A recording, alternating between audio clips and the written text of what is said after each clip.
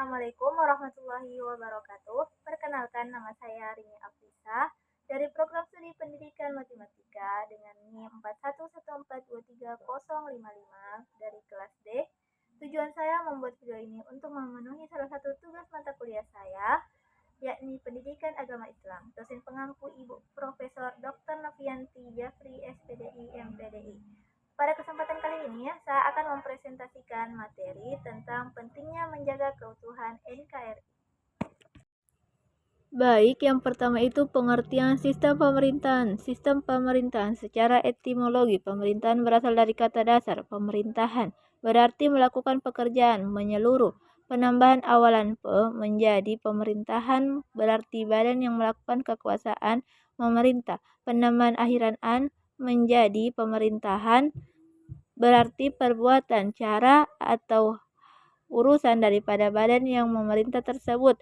Di dalam literatur kenegaraan, Islam dikenal dengan istilah imamah, khilafah, dan imarat.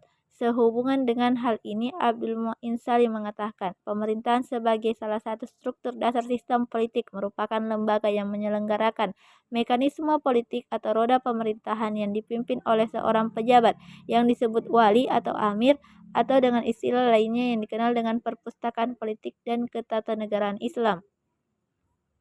Kemudian Al-Hashimi dengan mengutip pendapat Abdul Qadir Audah mengatakan bahwa apabila Allah telah mewajibkan agar kita berhakimah kepada ajaran yang telah diturunkan kepada Rasulnya dan memerintah dengannya, maka menjadi kewajiban kaum muslimin untuk mendirikan suatu pemerintahan yang akan menegakkan perintah-perintah Allah di tengah-tengah mereka, dan tiap pribadi beribadah dengan menjalankan hukuman sesuai dengan ajaran Allah sebagaimana mereka telah beribadah dengan puasa dan sholat. Atas dasar ini, apabila mendirikan negara berdasarkan syariat Islam, hukumnya wajib, maka wajib pula hukumnya mendirikan pemerintahan Islam. Fungsi pemerintahan Islam yaitu menegakkan perintah Allah.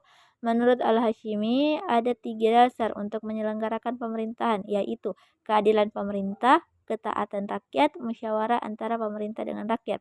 Pemerintah dalam arti luas berarti seluruh fungsi negara seperti legislatif, eksekutif, dan yudikatif. Sedangkan pemerintahan dalam arti sempit meliputi fungsi eksekutif saja.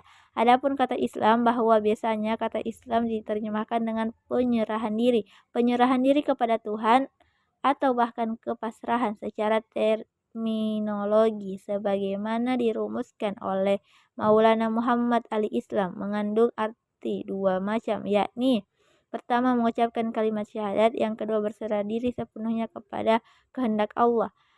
Sistem pemerintahan dalam Islam menurut Hasan al-Banna sebagaimana dikutip oleh Muhammad Abdul Qadir Abu Faris, pemerintahan Islam adalah pemerintahan yang terdiri dari pejabat-pejabat pemerintah yang beragama Islam melaksanakan kewajiban agama Islam dan tidak melakukan maksiat secara terang-terangan, melaksanakan hukum-hukum dan ajaran-ajaran agama Islam.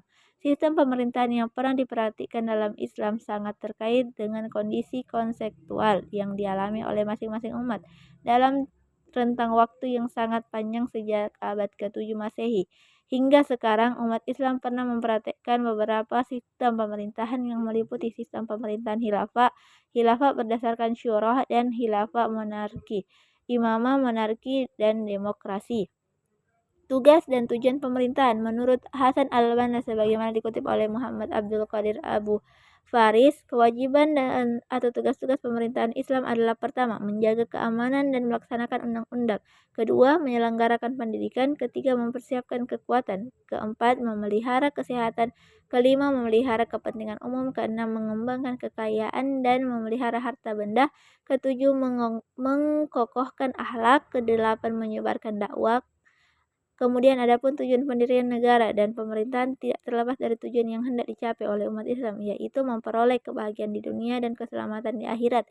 Karena tujuan ini tidak mungkin dicapai hanya secara pribadi-pribadi, maka Islam menekankan pentingnya kependirian negara dan pemerintah sebagai sarana untuk memperoleh tujuan tersebut.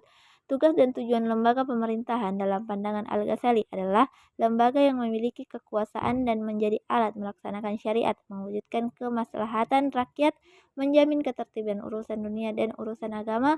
Lembaga pemerintahan juga berfungsi sebagai lembaga kesatuan umat Islam demi kelangsungan sejarah umat Islam. Prinsip politik dalam perspektif Islam. Prinsip kedaulatan. Prinsip kedaulatan merupakan kekuasaan tertinggi dalam suatu negara. Kedaulatan yang mutlak dan legal adalah milik Allah. Kedaulatan tersebut dipraktikkan dan diamanahkan kepada manusia selaku khalifah di muka bumi.